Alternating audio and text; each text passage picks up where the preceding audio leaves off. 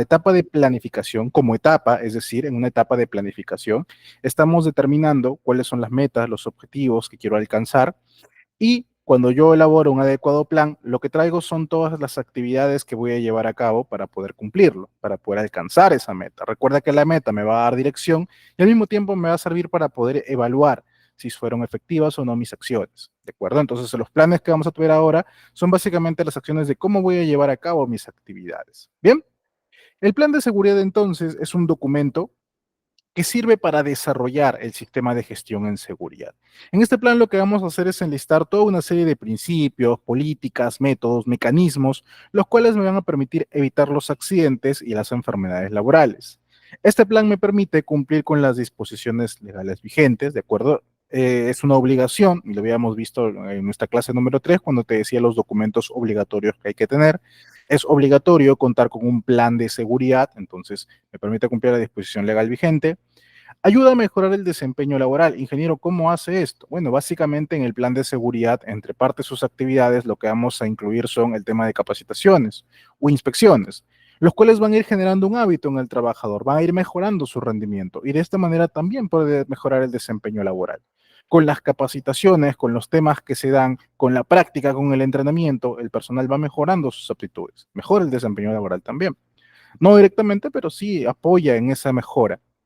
Fortalece los componentes del sistema de gestión de seguridad. Todas las actividades que vamos a ir incluyendo en el plan de seguridad nos van a permitir a fortalecer nuestro sistema, hacer un sistema más sólido, que funcione, ¿de acuerdo?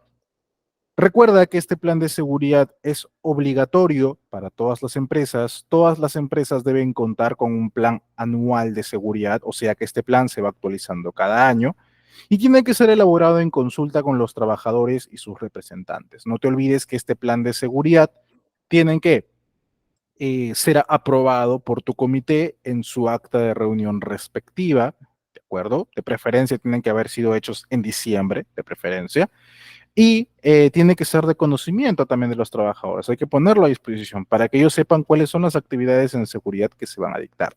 En pocas palabras, este plan de seguridad nos va a indicar cómo vamos a ejecutar todas las políticas, los métodos, todos los mecanismos que hemos ya establecido para poder alcanzar, para poder cumplir mis objetivos en seguridad. Bien, ¿para qué me sirve implementar un plan de seguridad? En primer lugar, me va a ayudar a controlar mis riesgos, a reducirlos. No los puedo eliminar. Recuerda que cuando yo implemento un plan de seguridad, o bueno, cuando yo hago mi identificación de peligros y riesgos, habíamos visto que el riesgo jamás es cero, siempre va a haber cierto nivel de riesgo, y el plan de seguridad me ayuda a tener esos riesgos identificados y controlados. Me permite controlar estos riesgos. Así también me permite una mayor rentabilidad y ahorro, tomando en cuenta de que vamos a reducir la accidentabilidad en una empresa y pues por lo tanto va a haber menos pérdida por accidentes, menos pérdida en tema de tiempo, menos pérdida en tema de recursos y menos pérdida en tema de penalidades y sanciones. Ayuda también a generar confianza en los colaboradores, ya que elaborando un buen plan de seguridad le damos a conocer al trabajador de que efectivamente lo estamos tomando en cuenta, lo estamos considerando, estamos haciendo las acciones necesarias para que el trabajador esté protegido. ¿De acuerdo? Me permite darle cumplimiento a la normatividad vigente, como decía, la ley de seguridad, y ayuda a la mejora de la imagen organizacional. Siempre va a ser mejor percibida una organización que cumple con todos los controles y todas las disposiciones en seguridad que una empresa que sea más informal y que no les dé cumplimiento. Entonces, siempre va a ser más beneficioso cumplir con la seguridad que no cumplir. ¿De acuerdo? Muy bien. Ingeniero, ¿qué debo incluir en mi plan de seguridad? Vamos a tomar de referencia el anexo 3 de la RM 050-2013-TR, que te da algunos formatos referenciales que también te he compartido, ¿de acuerdo? Y esa estructura básicamente me dice que el plan de seguridad debe contar lo siguiente. En primer lugar, un alcance. Y recuerda que tu plan de seguridad aplica a todas tus actividades. No puede ser que tú elijas y digas, bueno, voy a hacer mi plan de seguridad, aquí entre operaciones y administrativos. Bueno, administrativos no entran. Aquí entre operaciones de planta uno, planta 2 no, planta 2 déjalo así nada más, ¿no? Ellos trabajan aparte. No funciona así. Estoy dictando curso de gestión de calidad y ahí yo les explicaba en las primeras clases que para gestión de calidad podemos definir un alcance de certificación o de sistema de gestión como tal. ¿Cuáles son las áreas que van a cumplir esos controles de calidad? Pero en temas de seguridad esto no se da así. En tema de seguridad esa aplica absolutamente a toda la empresa. todos los procesos, a todas las sedes. No podemos ser selectivos a quienes sí le voy a dar seguridad y a quienes no, les aplica a todos. Entonces, en este caso, mi plan también es muy frecuente y es un error muy común que generalmente el área de seguridad se enfoque en las operaciones, dejando de lado a la parte administrativa. Y no debe ser así, ¿de acuerdo? Entonces, hay que orientar también nuestras actividades a la prevención también de personal de todas las áreas. El alcance de mi plan tiene que ser para toda la organización. Podemos incluir también nuestra línea base. Recuerda que esto es un formato referencial, es una estructura referencial. Si tú gustas hacer en otra estructura, no hay ningún problema. Aquí podemos incluir nuestra línea base, cuál ha sido la verificación de alineamiento. Hola, creo que alguien tiene alguna pregunta. O si no, tengan cuidado con su audio, por favor. Hola. Ok. Bien, listo. Continúo. Entonces consideramos también nuestra línea base, de la cual habíamos hablado en la clase 1. Incluimos también la política de seguridad. Hemos explicado cuáles son los principios mínimos que debe contar la política. Entonces, eso también podemos incluirlo dentro de nuestro plan de seguridad. Los objetivos y metas, que también habíamos visto en nuestra clase número 3. ¿Te acuerdas? Mira cómo todo se va integrando. Todo lo vamos a meter aquí. Es importante entonces considerar los objetivos y metas que también hemos identificado aquí dentro de nuestro plan de seguridad. Ten mucho cuidado con esto. En una auditoría me pasó que al supervisor de seguridad le estaban preguntando por los objetivos del plan de seguridad. Muéstrame tu plan, por favor. Mostró su plan. A ver los objetivos. Dijo, bueno, los objetivos están acá. Y cuando mostró objetivos, había toda una página completa de objetivos, enlistaditos. Unos 30 objetivos habían ahí. Dijo el auditor. Tantos objetivos. A ver, vamos a leer. Ya, muy bien. Muéstrame los indicadores de estos objetivos. ¿Cómo los has medido?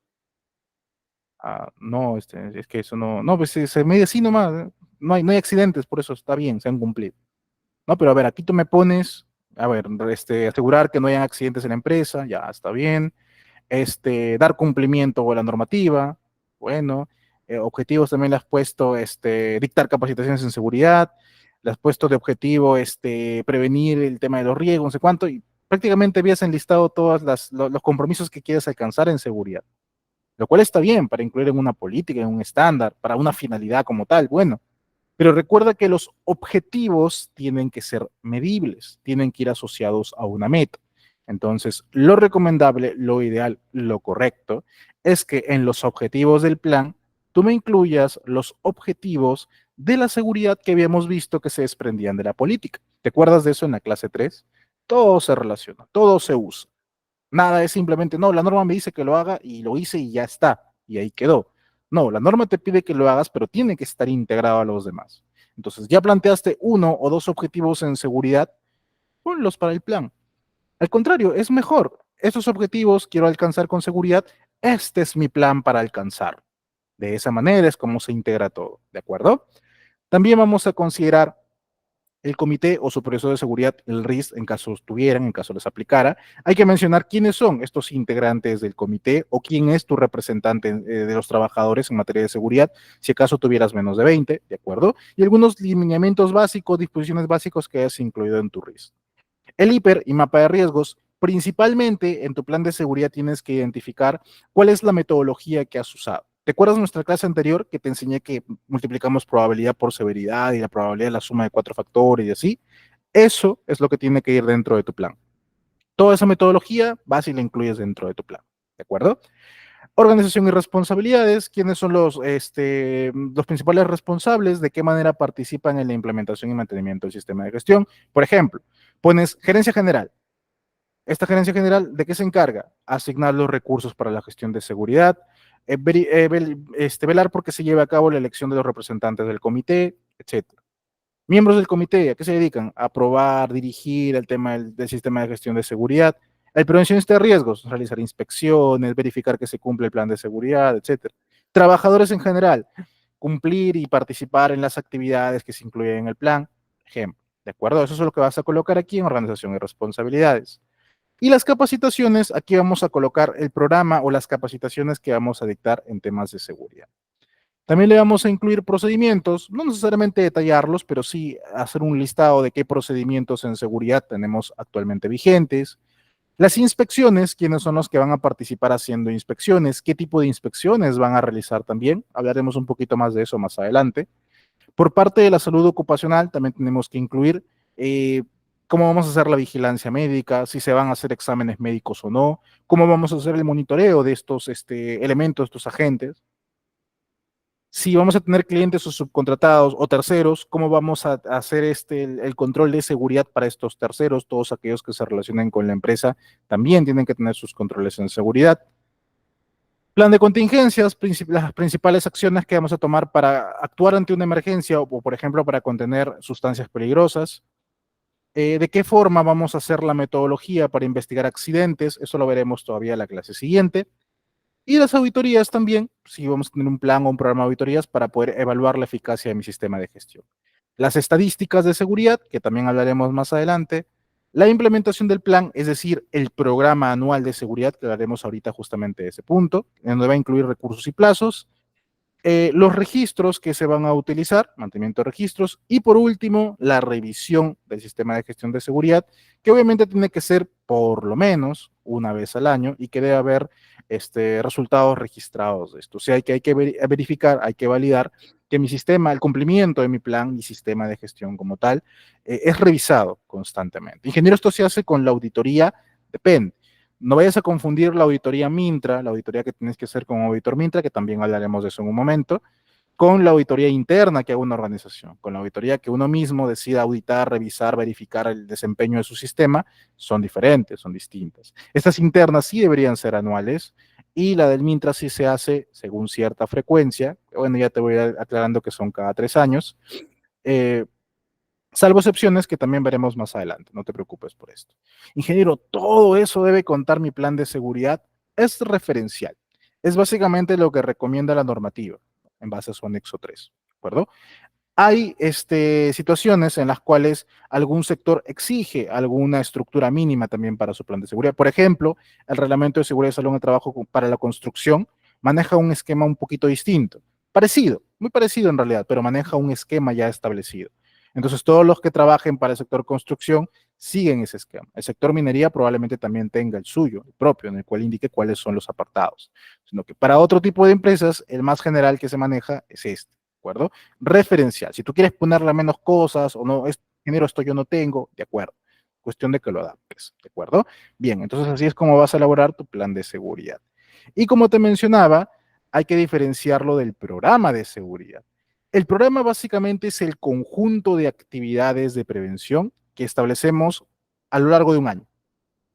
En este plan yo he establecido prácticamente políticas, procedimientos, cómo lo voy a hacer, etcétera. Este programa lo asienta básicamente, lo trae a la realidad, lo trae en vigencia, lo trae a validez. ¿De qué manera? Proporcionando más detalles, plazos, responsables, recursos. ¿De acuerdo? Ese es principalmente el programa de seguridad. Esto me va a permitir evaluar si las actividades se llevan a cabo, no se llevaron a cabo, fueron efectivas, no fueron efectivas, etc. Entonces, no los confundas, ¿de acuerdo? Plan, programa de seguridad son puntos distintos. Uno le pertenece al otro. Tú elaboras un plan de seguridad y de este plan de seguridad que básicamente va a dar tus lineamientos, tus disposiciones como tal, tú puedes desprender tu programa de capacitaciones, el programa del servicio de seguridad como tal y por supuesto el programa de seguridad. Fíjate entonces que el programa de seguridad forma parte del plan. En el plan yo estoy dando lineamientos, como que dando el contexto, dando el marco teórico básicamente y el programa es básicamente ya la operación como tal, la actividad como tal. ¿De acuerdo? Aquí en listo, obviamente, actividades en seguridad. Aquí, básicamente, mis capacitaciones, que también suele ser que esto esté contenido aquí. Ingeniero, ¿y el programa de servicio qué cosa vendría a ser? Muy parecido al programa de seguridad, pero básicamente el programa de servicio te incluye también, por ejemplo, las actividades del área de seguridad, tema inspecciones, tema EPP, revisiones, capacitaciones, etcétera, las actividades del área médica, vigilancia, exámenes médicos, triajes, etcétera, y las actividades del comité. Si se van a reunir, van a tener inspección o va a tener capacitación el comité, eso va ahí. ¿De acuerdo? El programa de servicios es básicamente un programa general de área, pero en el cual vas a incluir principalmente esos 3 puntos. A tu área de seguridad, tu área de salud y al comité también. Es necesario también contar con ese programa de actividades. ¿De acuerdo? Muy bien. Creo que alguien está preguntando algo. Voy a ver.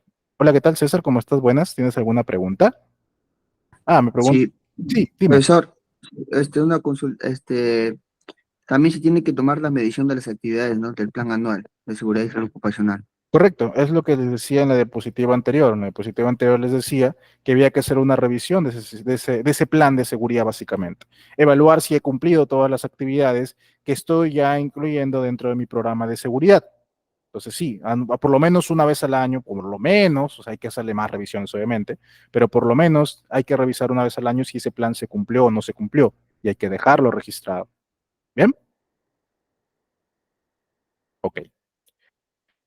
Esta es la estructura que se recomienda también, referencial nuevamente, que está en el anexo también de la RM 050-2013, forma parte también del anexo 3, para un programa anual de seguridad. Fíjate bien que básicamente todos los formatos que te va a indicar la normativa inician así, de esta manera, con datos del empleador, con 5 datos mínimos del empleador. Su razón social, su RUC, la dirección de la oficina como tal, de la oficina principal generalmente, la actividad económica y la cantidad de trabajadores. Prácticamente todos los formatos te piden esto, estos 5. Entonces, si tú vas a elaborar algún formato nuevo, se recomienda, de preferencia, que manejen esta primera parte. ¿De acuerdo? Son datos mínimos que deberían contar. Muy bien. Entonces, este programa básicamente lo que hace es traer el objetivo general, que es planteado en seguridad, los objetivos específicos que queramos plantear, la meta, el indicador, presupuesto y recursos. Y como puedes ver, enlistamos actividad por actividad, le asignamos un responsable, un área, y vamos haciendo el control mes a mes, cuándo se va a llevar a cabo o no la actividad, y si se llevó a cabo o no dentro del plazo, o todavía está pendiente, o se está ejecutando, está en proceso, o alguna observación.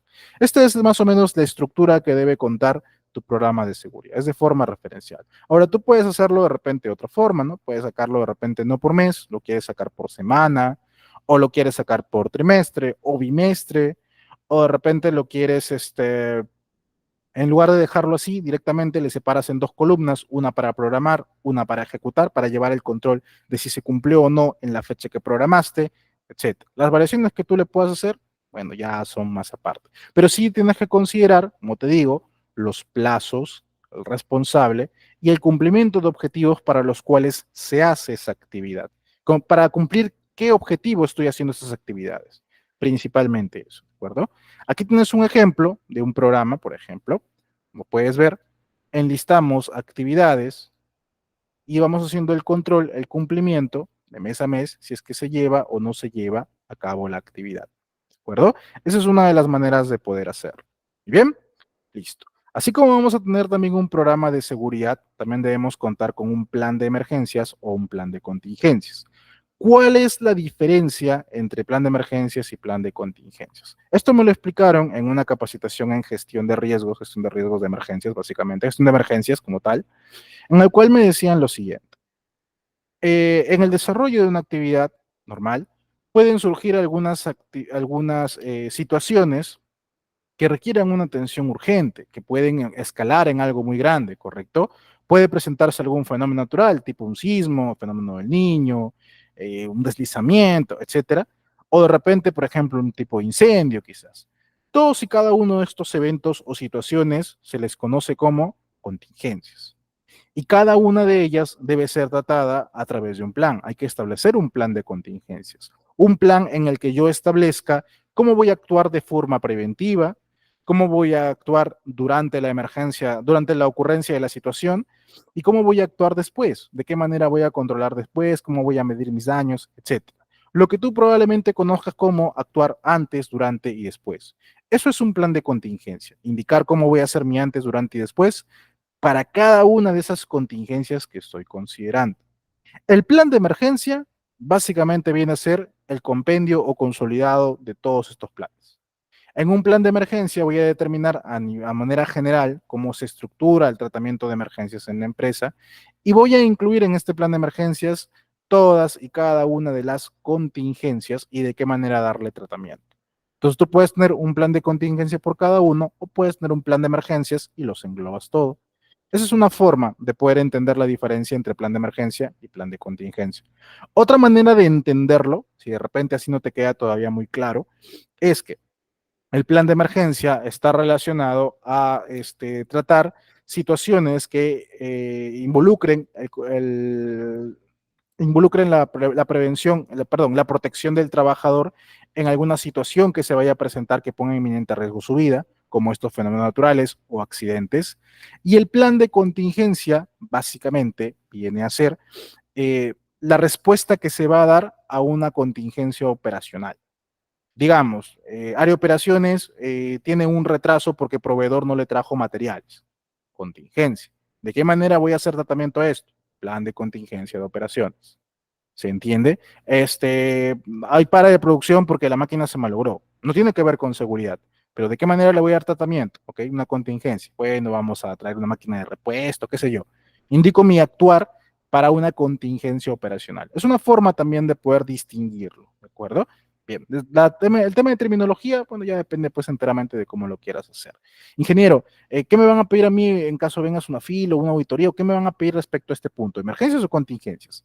Generalmente, he visto bastante de que a veces estos términos los consideran casi como iguales. Entonces, tú tenga a la mano un plan en el cual incluyas la forma de actuar antes, durante y después por cada una de estas situaciones de emergencia. Estas situaciones de emergencia las vas a sacar ¿de dónde? Del hiper principalmente. ¿Te acuerdas que en el hiper habíamos visto rutinaria, no rutinaria y situación de emergencia? Ya, de ahí vas a sacar todas las situaciones de emergencia que van a ir enlistados en tus planes. Sencillo. ¿Cuál es la estructura que vamos a seguir? La estructura que te voy a presentar a continuación está referenciada por el Reglamento de Seguridad y Salud en el Trabajo en el sector construcción. Bien, esa es la estructura que sigue en ese plan. Me parece idóneo para que tú puedas conocer. Una breve introducción, un breve resumen del plan. Nosotros somos la empresa tal, presentamos este plan para controlar las emergencias, no sé cuánto. Bueno, metes tu prefacio, ¿de acuerdo? Objetivos. ¿Qué objetivos quieres alcanzar con este plan? No te olvides, estos objetivos tienen que estar asociados a alguna meta. ¿De acuerdo? Puede ser un objetivo específico de repente de tu plan de seguridad al cual le vas a dar tratamiento a través de este plan. Estaría bien. El alcance, a quiénes va a aplicar el cumplimiento de este plan. Aquí sería interesante que consideres eh, que dependiendo la sede y dependiendo la actividad van a estar expuestos a distintos tipos de emergencia. Entonces, puede ser que dentro de tu mismo plan tengas un solo plan general y más o menos identifiques cuáles aplican a cada sede, como que puedes tener de repente distintos planes de contingencia dependiendo cada localidad.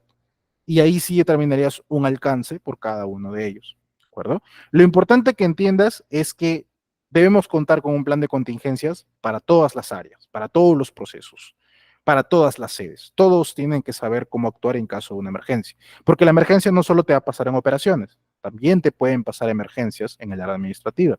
Bien, los compromisos, ¿a qué se compromete cada responsable del plan? ¿Qué función van a tener respecto al cumplimiento de este plan? Una breve descripción de la sede de repente o el local, ¿no? Es un edificio de 2 pisos, de 3 pisos, es un tercer piso, etcétera. Eso también hay que incluirlo. Funciones y responsabilidades a quienes va a aplicar el cumplimiento de este plan. Un breve organigrama del plan, de repente cómo se organiza, gerencia, jefatura, hasta llegar a las brigadas, ¿no? Tus brigadas de emergencia, cómo están organizadas.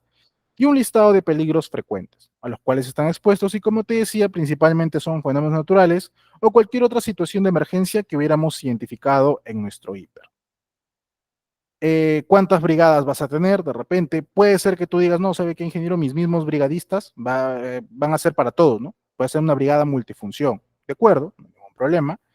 La respuesta a emergencia, ahí viene a ser prácticamente el plan de contingencia como tal, es decir, cómo actuar ante cada contingencia. Tenemos que considerar el antes, el durante y el después. Los recursos, es decir, el presupuesto para poder ejecutar, llevar a cabo el plan, en base a qué recursos se van a hacer. Y las actividades de capacitación, evaluación y comunicación. Aquí principalmente considera el tema de capacitación, los entrenamientos a las brigadas. Cada vez que nosotros designamos brigadistas, estos brigadistas tienen que estar capacitados, tienen que estar entrenados, ¿de acuerdo? Hay que capacitarlo, hay que entrenarlo. No va a ser, yo escogí al señor Rigoberto a que él sea mi brigadista de primeros auxilios y el señor Rigoberto no sabe hacer primeros auxilios. ¿Qué sentido tendría? Obviamente tengo que capacitarlo, que entrenarlo, con una persona que sepa hacer primeros auxilios. No sé, por ahí me contacto con ITEC, le digo, ITEC, por favor, quiero certificar a mi personal, ok, que lleve el curso, normal, pero de esa manera hay que acreditar que el personal participa, se involucra, ¿de acuerdo? Por alguien, obviamente, que cuente con la competencia para poder hacerlo, ¿bien? También asegúrate que tus brigadistas sean personas aptas. O sea, ¿a qué me refiero con esto? No hay un requisito mínimo realmente para tus brigadistas, pero sí hay que ser un poquito coherentes. Recuerda que el brigadista va a estar expuesto a un riesgo también, porque este brigadista tiene que ir, por ejemplo, y socorrer a la persona si acaso llega a ocurrir algún evento. Entonces, esta persona obviamente tiene que ser alguien que esté en buena condición física. Si tienes que elegir entre una persona, digamos, de 30 años que se ve saludable, fornido, y un señor de 55 años, que está así un poquito flaquito, así, ¿a quién vas a elegir para que sea brigadista de rescate? Para que sea un brigadista para atender a heridos, para a controlar un incendio. ¿A quién vas a elegir? Es obvio, ¿no? Tenemos que elegir personal idóneo, personal que realmente pueda hacerle frente a la contingencia. ¿De acuerdo? Entonces, en el tratamiento de las contingencias vamos a considerar las acciones antes, durante y después. ¿A qué me refiero con el antes, ingeniero? Si yo no sé cuándo va a ocurrir la contingencia. Lo que pasa es que en este antes vamos a considerar todas las medidas preventivas eh, anteponiéndonos a que llegue el evento como tal, el siniestro como tal. Por ejemplo, plan de contingencia, se me ocurre, para sismo. ¿Cuáles van a ser mis medidas preventivas? Capacitar al personal, señalizar, ¿no?, las zonas seguras en caso de sismo, contar con salidas de emergencia, etc. Es una medida de prevención, son medidas de respuesta antes de que ocurra un sismo. Durante el sismo, ¿cómo se va a actuar? Se activa la brigada de emergencia, hace sonar la alarma, sale todo el personal en orden, con cuidado, al punto que ya se ha establecido, se prohíbe el uso de los ascensores, qué sé yo, tiene que ser las escaleras, no se pueden meter debajo de las mesas, etcétera. Hay que salir del edificio, etcétera. Después, ok, acabó la contingencia, ¿qué se va a hacer? ¿Todos regresan al mismo tiempo a la oficina? ¿Cuánto tiempo hay que esperar? ¿Quién va a ser la persona que va a entrar primero a evaluar si es seguro que regresen a hacer sus actividades, etcétera? Entonces, esos son el tipo de cosas que tendrían que conocerse, que tendrían que definirse en el plan de contingencias, ¿de acuerdo? En el tema de capacitación, como te decía, entrenamiento a brigadas, difusión del plan al personal, y en el tema de evaluación, porque hay que evaluar este plan de contingencias, ahí vamos a considerar una figura importante, y un poquito como adelantándome más adelante a mis demás diapositivas, pero para el tema de evaluación, ahí entran los simulacros. No vayas a pensar que tu simulacro es una capacitación. El simulacro no es una capacitación. El simulacro es una evaluación. Luego vamos a entender más cómo, ¿de acuerdo? Pero de momento, para que entiendas que cuando te dicen evaluar la efectividad de tu plan de contingencia, simulacros. Bien, listo.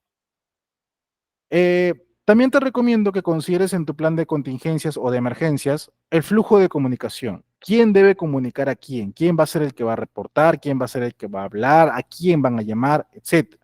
Por eso también coloca un directorio telefónico, tanto interno al supervisor de seguridad, al área médica, al gerente, al jefe, etcétera, como externo, los bomberos, la Cruz Roja, el servicio ambulatorio, etcétera. Eso también hay que considerar.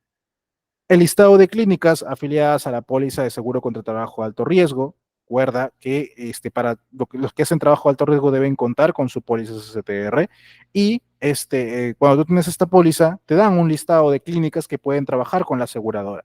Y ese listado de clínicas son las que tenemos que considerar en nuestro plan de contingencia, ¿no? Identificar cuáles son las que están más cercanas. Incluso se recomienda que coloques una ruta de evacuación a esa clínica más cercana.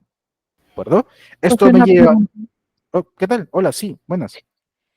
Estos listados y el directorio telefónico deben ser publicados en la empresa. Sí, justamente a eso iba también, correcto. Esto me lleva a decirte de que el plan de emergencias como tal debe ser de conocimiento de los trabajadores. Tiene que estar puesto en un lugar donde ellos puedan fácilmente acceder o al menos que ellos tengan de forma inmediata, rápida, estos listados, el listado de clínicas o sobre todo el directorio telefónico, para que ellos sepan a dónde tienen que ir. Entonces, hay que dar a conocer nuestro plan de contingencias a todo el personal. Es muy importante esta parte. Hay que difundir el plan y hay que entrenar a las brigadas. ¿De acuerdo? Bien. Eh, Ahora sí, con eso yo estoy cerrando lo que son planes, básicamente, plan de seguridad, plan de emergencia y programa de seguridad. Y ahora voy a pasar a detallarte los registros obligatorios. Estos registros obligatorios son 8, ¿de acuerdo? Son los que me indica la ley de seguridad. Y estos registros son fundamentales para dar cumplimiento justamente a estos planes, para dar cumplimiento a la ley también. Entonces, estos registros sirven bastante para evidenciar que estoy cumpliendo con mis planes y también me sirven para darle cumplimiento a la ley. Antes de pasar a detallarte cada uno de los 8 registros obligatorios, ¿alguien más tiene alguna pregunta respecto a los planes de seguridad o el plan de emergencia? Vamos, Alex. ¿No? Ok, muy bien. Entonces, ahora sí, con una hora que nos queda, vamos a pasar a detallar cada uno de los registros obligatorios en seguridad. Y el primer registro del que tenemos que hablar, uno de los más importantes y los más delicados, registro de accidentes, enfermedades ocupacionales, incidentes peligrosos y otros incidentes. Cada vez que a ti te ocurra alguno de estos eventos, hay que registrarlo, hay que generar un registro como tal, hay que reportar, pero también hay que registrar. Son cosas distintas, no los vayas a confundir, por favor. Hacemos el reporte, pero también hacemos el registro, ¿de acuerdo? Las enfermedades ocupacionales se entiende fácilmente cuáles son todas aquellas enfermedades que se generan a causa de la actividad, una exposición prolongada a un factor de riesgo. Los accidentes también se entiende muy bien qué son, ¿no? Y más sobre accidentes también hablaremos en la siguiente clase, que será nuestra última clase. Y el tema de los incidentes peligrosos y otros incidentes, ahí sí hay que tener cuidado. ¿Cuál es la diferencia entre incidente peligroso, incidente o incidente peligroso y accidente? Bueno, toma de referencia la siguiente imagen. Tenemos aquí una carga que está suspendida, ¿de acuerdo? Y tenemos aquí que la polea está en mal estado, está por romperse, ¿de acuerdo? Está por quebrarse. Entonces, esto así, tal cual como lo vemos, viene a ser una condición insegura. El equipo está en mal estado. Ingeniero, es una condición subestándar. Depende.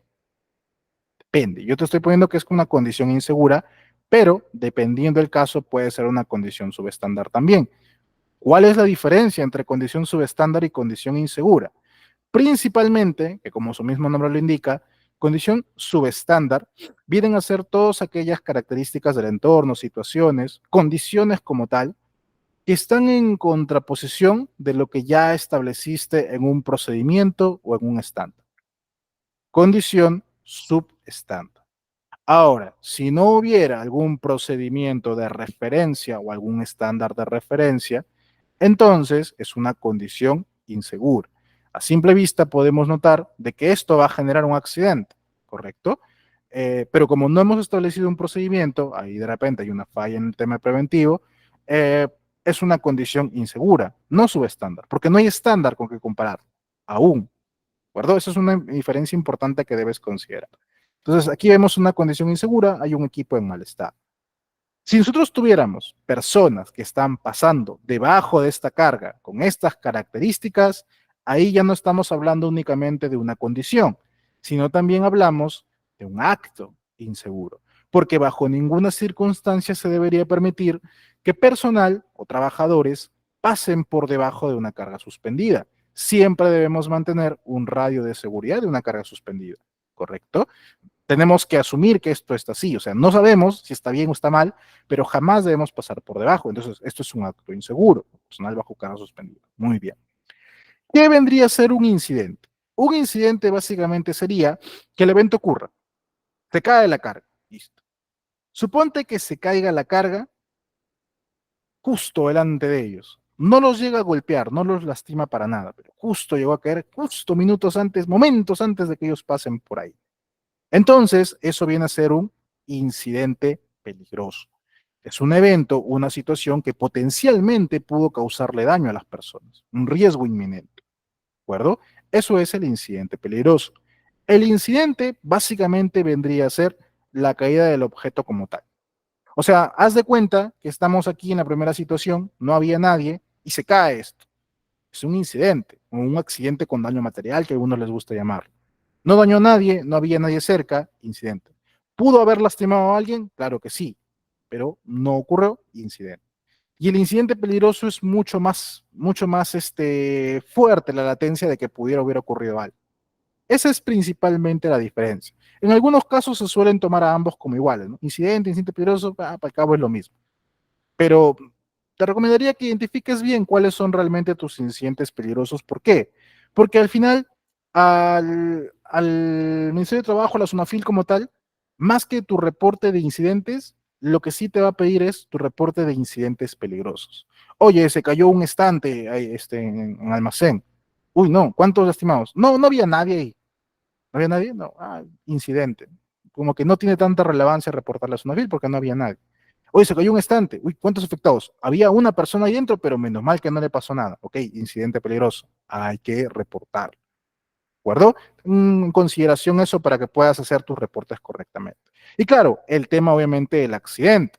Si le cae encima a los trabajadores, le cae encima de un dedo, le corta una uña, le raspa la nariz, lo que sea, ya ahí sí, accidente de trabajo. ¿De acuerdo?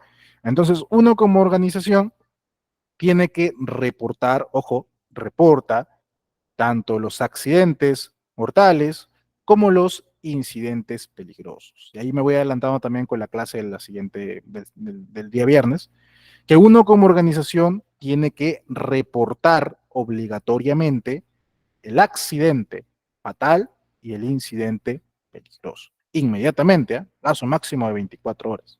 Ingeniero, y si no es un accidente fatal, ¿qué tengo que hacer? Ahí el que reporta es el centro médico. El centro médico al que lleves a tu trabajador, ellos se van a encargar de reportar si es un accidente leve o es un accidente incapacitante. Eso ya lo ve el centro médico. La organización, la empresa, reporta accidentes de trabajo e incidentes peligrosos. Ingeniero, entiendo por qué deberíamos reportar accidentes, pero ¿por qué deberíamos reportar incidentes peligrosos también? ¿Alguien tiene alguna pregunta? Me pareció que alguien estaba levantando la mano. Creo que me equivoqué. Ok. ¿Por qué deberíamos reportar, ingeniero, incidentes peligrosos? Hola, sí, ¿alguien tiene alguna pregunta? Disculpen, creo que estaban levantando la mano. Sí, profesor, yo. ¿Qué tal? Hola, dime. Profesor, y ante una muerte que suceda en cierta empresa, ¿qué medidas se debe tomar? Cuando fallece un trabajador a causa de un accidente, como les decía, hay que reportarlo de forma inmediata. Dentro de las 24 horas hay que reportar. Ahorita les voy a hablar también un poquito acerca del reporte y hay que hacer la investigación de accidentes respectiva. Más sobre ese tema lo veremos todavía en la siguiente clase, que va a ser nuestra última clase. Ahí les voy a explicar todo el proceso para la investigación de accidentes. ¿De acuerdo? Miguel, va a haber break. Uy, no sé, de repente no sé si me va a alcanzar el tiempo, pero vamos a ver, ¿de acuerdo? Vamos a ver cómo avanzamos. Bien, como les decía, es importante entonces reportar, ojo, todavía estoy con reporte, todavía no entro al registro, los accidentes mortales y los incidentes peligrosos. Los accidentes incapacitantes o leves los reporta el centro médico, ¿de acuerdo? ¿Por qué es importante reportar mis incidentes peligrosos? ¿De qué le sirve, ingeniero, al Estado saber mis incidentes peligrosos? Para eso nosotros traemos la teoría de la pirámide de accidentabilidad, ¿de acuerdo? O de la causalidad, como también algunos lo llaman, que básicamente me da una proporción de que por cada lesión grave tenemos 10 lesiones leves, 30 lesiones con daños a la propiedad, 600 incidentes y aproximadamente unas 3.000 observaciones entre actos y condiciones subestándares. ¿Para qué me sirve entender esto? Principalmente me sirve para entender de que cada vez que me ha ocurrido una lesión grave, no es que me ha ocurrido de un momento para otro sin que yo pudiera anteponer. Yo siempre suelo repetir que el accidente no te avisa. No es que un día tú sales, ¿no? Al trabajo, tomas aire y dices, hoy día como que el clima hace como que va a haber un accidente. Anda preparando la camilla. No ocurre, ¿cierto? Pero, mediante la observación, mediante la supervisión, tú puedes más o menos darte cuenta cuando se están manejando mal las cosas. Oye, ¿cuántos actos y condiciones hemos tenido? Uy, hemos tenido gran cantidad. Modo, ¿cuántos incidentes? Uy, hemos tenido también buena cantidad. Estamos muy próximos a que ocurra un incidente o a que ocurra un accidente como tal. Entonces, es muy importante considerar el reporte incluso desde los incidentes más básicos. ¿Por qué? Porque la idea de esta teoría es que nosotros debemos trabajar desde la base. Hay que trabajar en base a mis actos y condiciones o a lo mucho en mis incidentes que no han generado daño. Entonces, cuando yo le doy tratamiento a esto, me aseguro de reducir para que esto no ocurra. Yo no quiero lesiones graves, no quiero fatalidades, no quiero tampoco lesiones ni incapacitantes ni lesiones leves. Bueno, quizá leve por ahí alguna, quizás, pero no. Me quiero quedar a lo mucho coincidente, como que pasó de un susto y nada más. Entonces, para eso yo debo tener control de mis actos y condiciones y de mis incidentes como tal. Por eso es muy importante el reporte de los incidentes. Ingeniero, si yo reporto un incidente peligroso, ¿la SUNAFIL va a venir a revisarme? Es poco probable realmente, pero no descartable. Sí podría ser, ¿no? Que SUNAFIL reciba el tema de que reportaron un incidente peligroso y SUNAFIL podría ser que decida enviar a algún inspector a verificar qué ha pasado. Sí puede darse el caso, pero no es muy común. ¿Por qué? Porque la SUNAFIL recibe a diario muchos reportes y recibe entre esos reportes accidentes de trabajo o recibe incidentes también de otras empresas. Entonces, no se va a dar abasto realmente para poder revisar a detalle todos y cada uno. Le va a dar prioridad a las fatalidades, los accidentes fatales, o los accidentes graves, o los accidentes que hayan tenido muchos afectados, principalmente a eso, o aquellos que quizás sean un poquito más mediáticos, principalmente a ellos. Entonces, es muy raro realmente que tú reportes un incidente peligroso y te caiga la SUNAFIL y te supervise. Sí es posible que ocurra, y claro, van a venir a supervisar, van a venir a verificar que tengan los controles, que hayas hecho la investigación, y bueno, ¿no? Si acaso lo determina, si acaso lo determina correcto, pondrá la sanción respectiva. Pero no es muy frecuente que esto realmente ocurra, ¿de acuerdo? A mí al menos nunca me ha pasado. ¿Cómo se hace el reporte? Bueno, para el tema de reporte tenemos un sistema, la SUNAFIL cuenta con un sistema. Puedes poner en Google SUNAFIL reporte accidentes de trabajo, como puedes ver, y le das clic al de aquí, al que va a la página de gobierno del Perú. Te va a salir esta página, te vas a ir al servicio y te va a salir este módulo, esta ventanita, para que ingreses con la clave SOL de la empresa al sistema de la SUNAFIL para poder hacer el reporte del accidente. ¿De acuerdo? Bien. Estos reportes se van directamente al sistema, ¿de acuerdo? Este de acá tiene que ver con el registro, más que todo. Vamos a ver ahorita el registro también en un momento. Más o menos el reporte lo van a hacer con este formato, ¿de acuerdo? Como puedes ver, aquí se notifica el incidente peligroso, hay unas tablas. Ahí también, si no me equivoco, te estoy compartiendo el manual para llenado, porque algunas de estas tablas son referenciales, y hay un manual para poder hacer el llenado. Llenas todo el contenido, hay formularios distintos, si sea accidente de trabajo o incidente peligroso, o accidente fatal o accidente leve, son distintas las tablas que se van a llenar. Bueno, en el caso de empresas, solo accidente mortal o incidente peligroso. Entonces se llena el contenido que te solicitan y ya con eso estás reportando. ¿De acuerdo? Hasta ahí hiciste reporte. El registro de accidente lo vas a hacer con este formatito.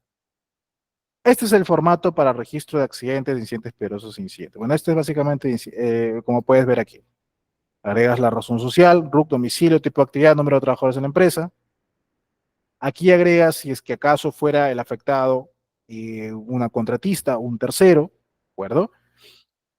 Datos del trabajador, su DNI, su edad, más datos respecto al desarrollo de la actividad como tal, y aquí indicas pues el incidente peligroso como tal, cuándo ocurrió, cuándo iniciaron la investigación, la descripción como tal, las causas que has obtenido en base a tu investigación y las medidas correctivas y la respectiva ejecución que le han hecho.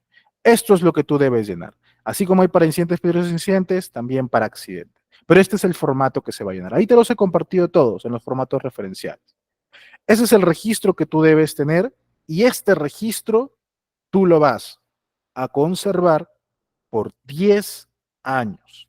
O sea, ahorita estamos 2024, tú deberías tener tus registros de 2016, de 2015, por ahí incluso quizás de 2014.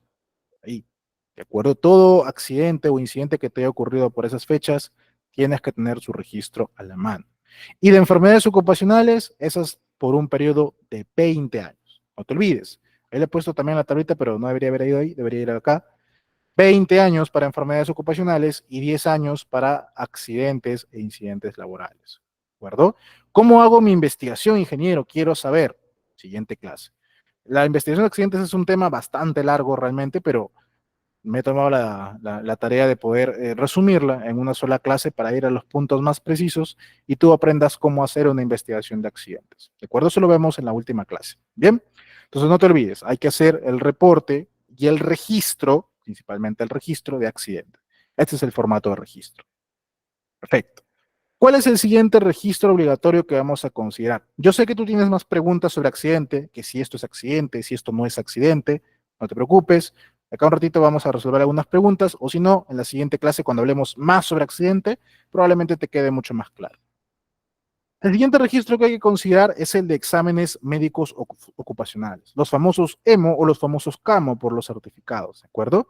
Básicamente hay que realizar exámenes médicos al personal cada vez que vamos a ingresar nuevos trabajadores a la empresa.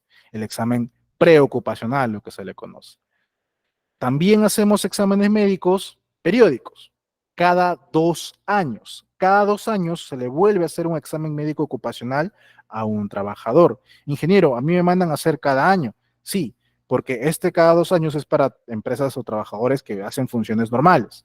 Para empresas que hacen actividades de alto riesgo, ellos se hacen dependiendo de la normatividad del sector, pero generalmente se les pide una vez al año a ellos. Ellos sí les piden con más frecuencia. Después lo normal es cada 2 años. Y también se hace un examen médico de salida al término de una relación laboral. Pero este es más facultativo. Este es como que si quieres lo haces, como que si quieres, no lo haces. O sea, esto es, por ejemplo, un trabajador va a renuncia, ok, te voy a programar un emo de salida para que... No, así nada más, no, ya no voy a venir. Ah, bueno, listo. Perfecto. Como que el trabajador te puede decir, oye, quiero ser mi emo de salida. Ah, bueno, habrá que programar. Bueno, y ahí en ese caso, recuerda que siempre el costo del examen médico tiene que ser asumido por la empresa.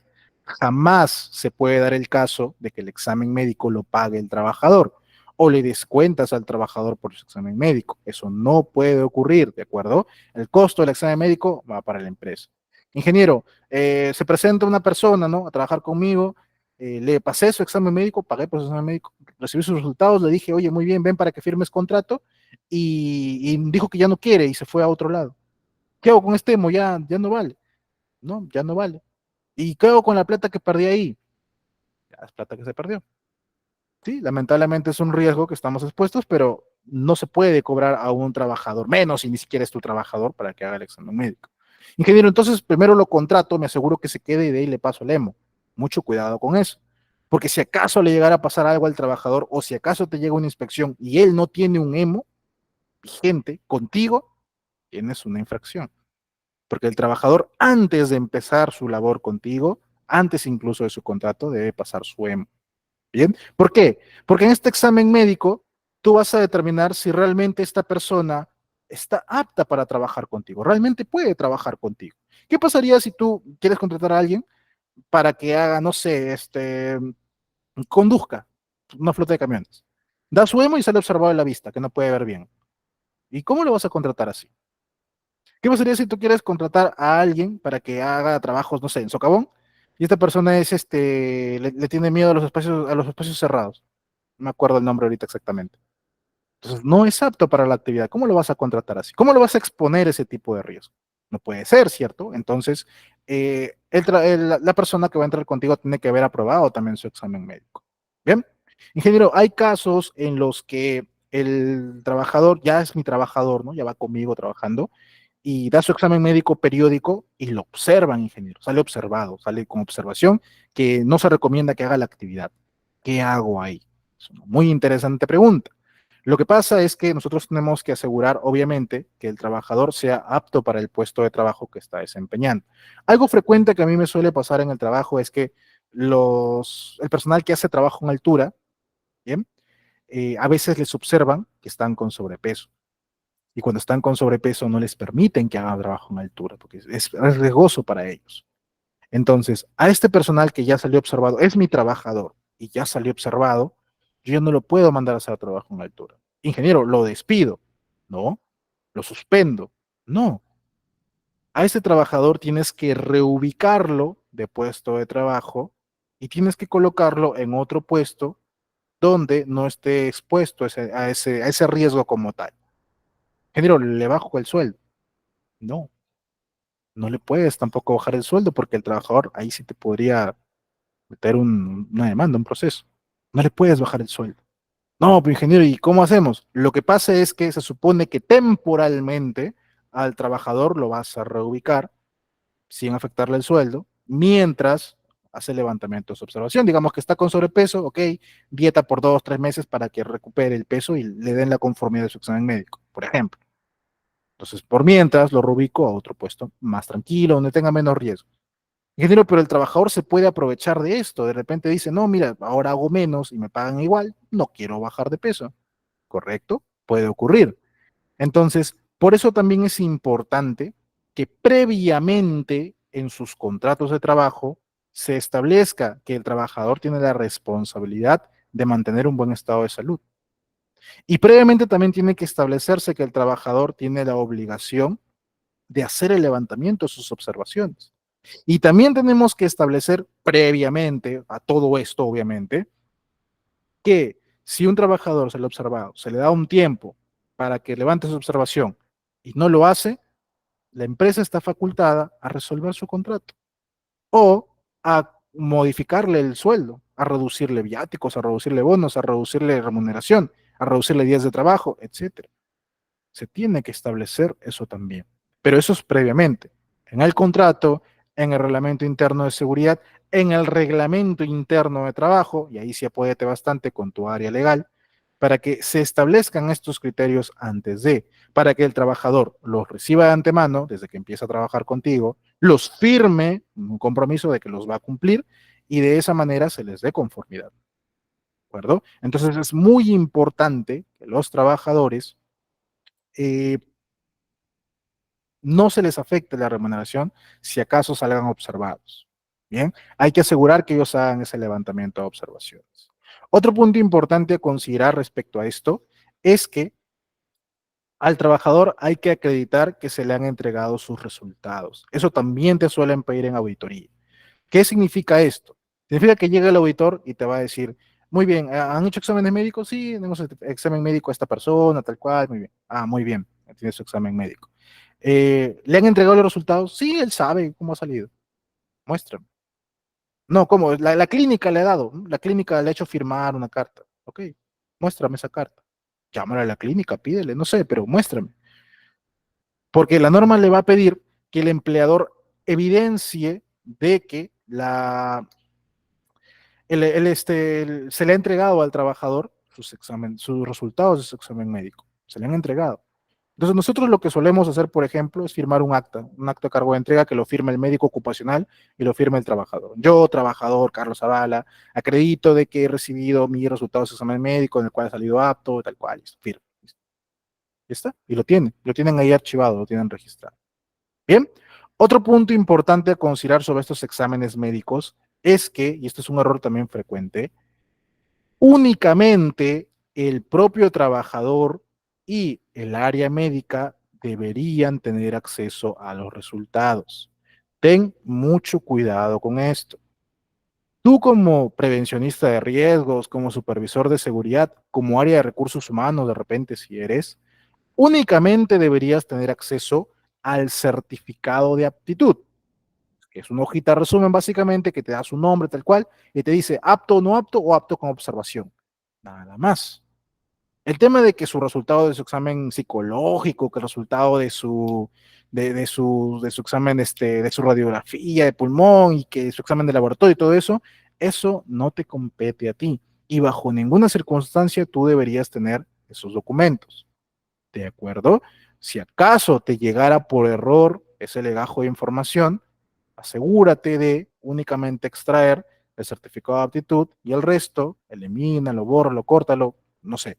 Pero jamás en una auditoría o en una inspección vayas a decir, sí, examen médico, sí, aquí está, mira, aquí está todo. Y vas y le muestras las 20 páginas de examen médico, porque eso no se debe permitir. El examen médico es confidencial. Únicamente personal médico puede tener acceso a él. Mucho menos puedes, si acaso lo recibiste por error, compartirlo con otra persona. Peor, hay sanciones por eso. Lo veremos en la siguiente clase. ¿De acuerdo? Ten mucho cuidado con esta parte. A veces pasa que algunas clínicas, por error o porque no lo pueden controlar bien, te envían todo completo. Como que hay otras clínicas que lo tienen más ordenado, dan un usuario a sus propias plataformas solamente al médico y el médico puede descargar por partes los certificados o solamente te entregan el certificado de aptitud y nada más, porque no pueden difundir los otros puntos. Bien, listo. También considera que actualmente, la fecha, para trabajadores que no son del sector de alto riesgo, que no hacen trabajo de alto riesgo, ya no es obligatorio tampoco el examen de ingreso. En serio, lo estaba buscando la vez pasada y efectivamente ya no es obligatorio de que ellos hagan examen de ingreso. Es opcional también, es facultativo de la empresa. El que sí es obligatorio para todos es el periódico. O sea, de acá contratas a alguien, no le das examen de ingreso, de repente si no quieres, de acá a los 2 años le haces su seguimiento, ¿no? Normal. Pero ten mucho cuidado con esto. Lo consultaba con un colega la vez pasada, ¿no? Le dije, oye, mira, te cuento que, mira, ya no es necesario que hagan examen médico de ingreso, ¿no? No, ¿cómo que no? Es obligatorio. No, le digo, hermano, búscalo. Lo busca y dice, sí, ¿no? Es cierto. O esto es peligroso. ¿Por qué? Mira, me dice, imagínate que contratas a alguien, dice, no hace trabajo del riesgo, pero contratas a alguien y dice, va a trabajar contigo, ¿no? Normal. No le haces examen médico. De cada 2 años pasa un examen médico y sale observado, ¿no? Que tiene algún malestar. Y esta persona es conflictiva y te dice, no, yo he entrado sano a la empresa, acá la empresa me ha enfermado. ¿Cómo sustentas o cómo acreditas que no ha sido producto de tu actividad? Si no tienes un examen de ingreso como para que digas, no, antes de que esté trabajando ya tenía esto. No hay. Entonces, de preferencia, yo sí te sugiero que examen médico de ingreso sí lo hagas a todos tus trabajadores. De preferencia. ¿De acuerdo? Ten mucho cuidado con esa parte. Estos archivos, estos documentos los vas a conservar por un periodo de 5 años. No hay un formato referencial para esto. Principalmente lo que vas a tener aquí son básicamente los certificados de aptitud y las constancias de que has entregado los certificados a, a, a los trabajadores. ¿De acuerdo? Muy bien. Aquí me han hecho varias preguntas. Uy, no me había dado cuenta. Ok. Américo César me preguntan por la pirámide. Ok, vamos a ver. Miguel me pregunta cuánto tiempo hay para notificar. Bien, para notificar accidentes mortales e incidentes peligrosos son un máximo de 24 horas. Las clínicas y los centros médicos tienen otros plazos para poder reportar accidentes leves e incapacitantes, ¿de acuerdo? Pero tú como empresa, un plazo máximo de 24 horas para reportar accidentes fatales e incidentes peligrosos. Si hay un incidente, ¿hay que abrir una investigación? Sí, hay que investigar absolutamente todo, ¿de acuerdo? Para trabajadores de fondo de chakra, ¿cuánto tiempo se tiene que realizar EMO? No recuerdo si los de fondo de chakra son realmente del sector de alto riesgo.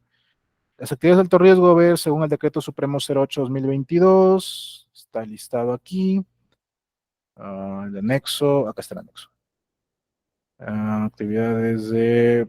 Mira, ahí les he compartido, no lo para ponerme a buscar ahorita, pucha, me voy a demorar. Ahí les he compartido el decreto supremo 008-2022 y un anexo en el cual está el listado de todas las actividades que se consideran de alto riesgo. Si la parte agroindustrial, la parte agro está ahí en ese listado, entonces sí le aplica hacer su examen médico cada año. Si no aparece ahí, entonces únicamente cada 2 años. Américo me dice la acrofobia. ¿La acrofobia no es el miedo a las alturas? Sí, hay examen de eso. Claro, por ejemplo, para trabajadores que hacen test de altura, a ellos sí se les mide si tienen o no tienen vértigo, si tienen o no tienen miedo a las alturas, pero también les ven otros temas como el tema de su visión, su equilibrio y el tema también de su peso. Es importante para un trabajador que hace trabajo en altura. El examen de actitud, ¿qué contenido tiene? ¿Te refieres al examen de actitud, así con C, o el examen de aptitud médica? ¿Cuál de los dos te estás refiriendo, Miguel? Porfa, confírmame, mientras nuevamente me tomo unos minutos para explicar otra vez la pirámide. La pirámide de accidentabilidad básicamente te dice que por cada lesión grave te han ocurrido 10 lesiones leves, 30 años a la propiedad, 600 incidentes y aproximadamente unas 3.000 observaciones. Esto no quiere decir que vas a esperar a que ocurran 3.630 y 10 para que recién pase la grave. Esto es casi como una proporción. La idea que te dé este concepto es que mientras tú más actos y condiciones e incidentes vas sumando, más vas creando la base y las condiciones para que se presenten los demás accidentes. ¿Para qué me sirve esta pirámide? Esta pirámide es básicamente teórica, pero lo que nos da a entender esta pirámide es que yo debo tratar preventivamente, inmediatamente, de forma efectiva, mis actos y condiciones y mis incidentes para controlarlos, reducirlos, hacerlos pequeños, desaparecerlos si es posible y que esta parte de arriba nunca se presente. ¿De acuerdo? Eso es básicamente la teoría de la pirámide de accidentabilidad. Que yo debo tratar la base de mi pirámide, debo darle tratamiento a esto para que no me ocurra la cúspide de la pirámide. Bien, Listo. ¿Alguien más tiene alguna pregunta antes de pasar a los demás registros? O si no, me voy a quedar sin tiempo también. Ah, lo que le tienes que dar a Sunafil, correcto. Bien, Miguel, a Sunafil básicamente cuando llega te va a pedir el certificado de aptitud. El certificado de aptitud es básicamente una constancia, ¿no? Ahí dice su título, constancia, certificado de aptitud médico ocupacional. Sale el nombre del trabajador, la misma clínica lo proporciona. Sale el nombre del trabajador, la fecha en que pasó el examen, eh, datos de repente como su edad, quizás su DNI, su dirección, quizás, y básicamente un cuadro de resumen donde te va a salir trabajador apto, no apto o apto con restricción y firma del médico ocupacional, nada más. No te va a decir si es que cómo salió en su examen de laboratorio y todo eso. Quizás en las restricciones te ponga triglicéridos altos, sobrepeso, se recomienda uso de lentes correctores, etcétera. Pero más detalle, más información personal del trabajador, eso no lo va a proporcionar. Bien, Américo me dice un ejemplo. Ok. Mira, yo te doy un ejemplo sencillo, algo que me pasó también en una auditoría, cuando yo estaba auditando.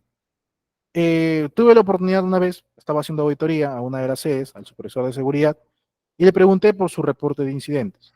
Entonces, en este reporte de incidentes, esta persona me decía, bueno, accidentes no hemos tenido ninguno, incidente hemos tenido los siguientes elementos.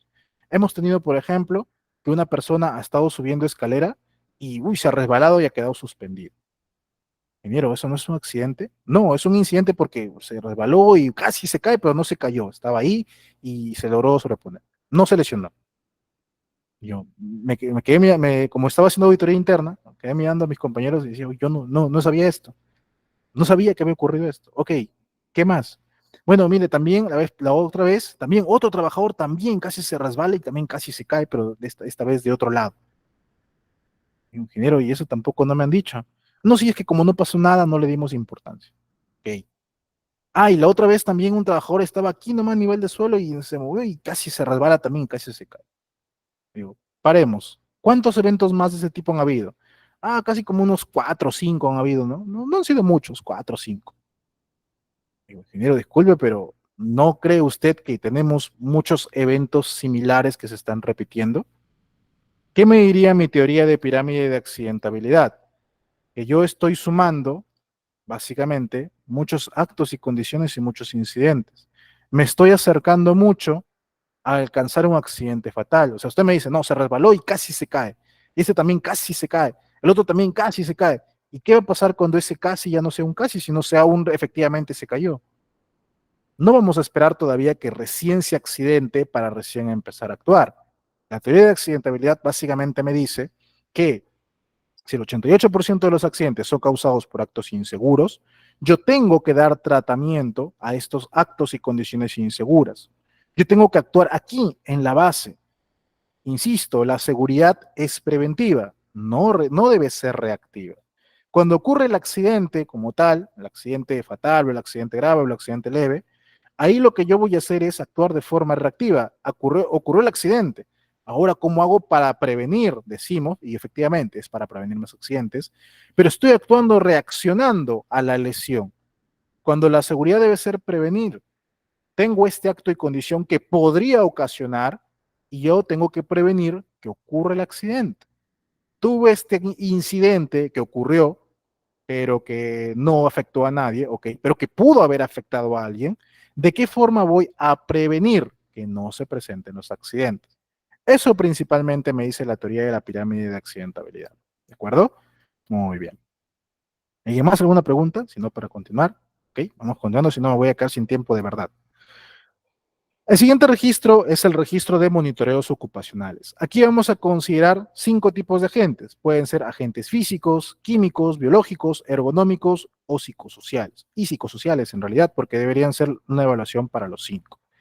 Estos registros también lo vamos a tener por un periodo de 5 años, ¿de acuerdo? El monitoreo es básicamente una medición.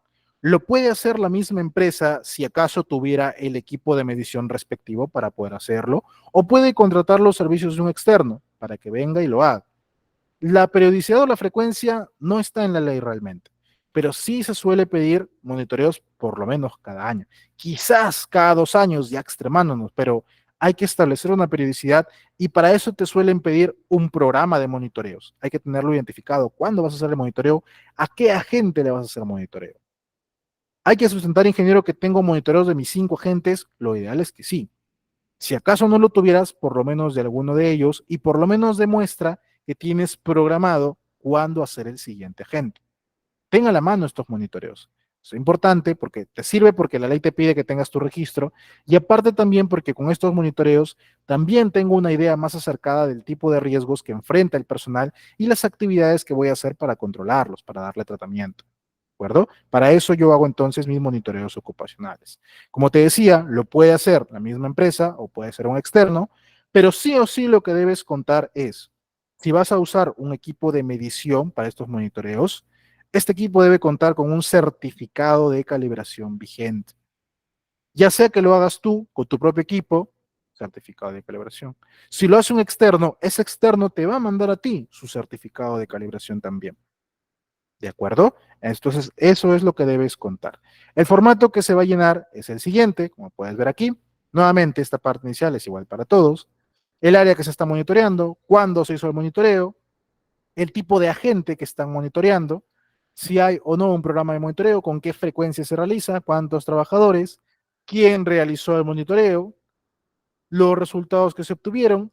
Esta descripción de causas ante desviaciones son básicamente observaciones encontradas y conclusiones y recomendaciones respecto a los resultados.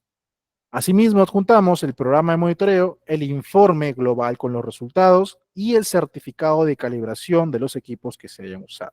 Entonces, no basta, porque a veces a mí me ocurrió, registro de monitoreo. Sí, mira, aquí está mi informe de monitoreos. Muy bien, falta el registro. No, es que aquí está el informe. Sí, pero el informe es un anexo. Quiero el registro, quiero este formato. Esto es lo que hay que presentar. El informe como tal es un anexo nada más. ¿De acuerdo? Entonces, esos monitoreos también tenemos que presentarlos. El siguiente registro es el de inspecciones internas de seguridad.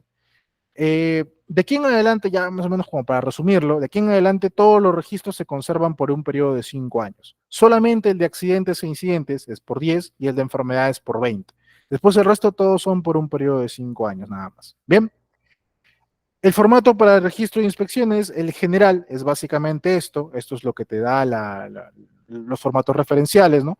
Las áreas inspeccionadas, fecha de inspección, quién inspeccionó, ¿de acuerdo? Y quién es el responsable del área inspeccionada también. Si es una inspección planificada, no planificada de repente, ¿para qué se hizo esta inspección? ¿Cuáles fueron los resultados? ¿Cuáles fueron las observaciones y recomendaciones? Ese es el formato general. Hay algunos que sacan sus propios formatos, ¿no? Porque a veces la inspección puede variar. Ingeniero, ¿qué puedo inspeccionar? Uno puede inspeccionar, por ejemplo, los ambientes de trabajo. ¿Sabes qué? Yo inspecciono, verifico que mis instalaciones estén en buen estado, que, por ejemplo, los tableros estén correctamente protegidos, que exista señalización, que existan los equipos para tratar emergencias, tipo extintores, que tengamos luces de emergencia operativas, que mobiliario sea ergonómico, que sea difundido la matriz hiper, etcétera. ¿De acuerdo? Entonces, ese tipo de inspecciones lo puedo registrar en ese formato, como que puedo tener un formato distinto y puedo ir también adjuntando mis observaciones ahí. ¿De acuerdo? Entonces, hay que tener estas inspecciones internas. También pueden ser inspecciones de actividades, quizá no de ambientes, de actividades. Aquí que voy a verificar que el personal esté usando correctamente sus equipamientos, que estén dando cumplimiento al procedimiento como tal, que exista una adecuada señalización, que los equipos que estén usando estén en óptimas condiciones, etcétera. Que se haya llenado la charla de 5 minutos, los formatos establecidos de inspección de equipos, permisos de trabajo de alto riesgo, ATS de repente, etcétera, inspección de actividades, como que también pude inspeccionar equipos y herramientas. ¿Sabes qué? Fui, inspeccioné todo lo que le proporcionó a un trabajador, lo fui y lo revisé, a ver si efectivamente está en buenas condiciones para poder seguir trabajando con normalidad. A ver cómo están sus herramientas, sus martillos, sus alicates, sus destornilladores, etcétera, sus CPPs en buen estado, sus arneses en buen estado, etcétera.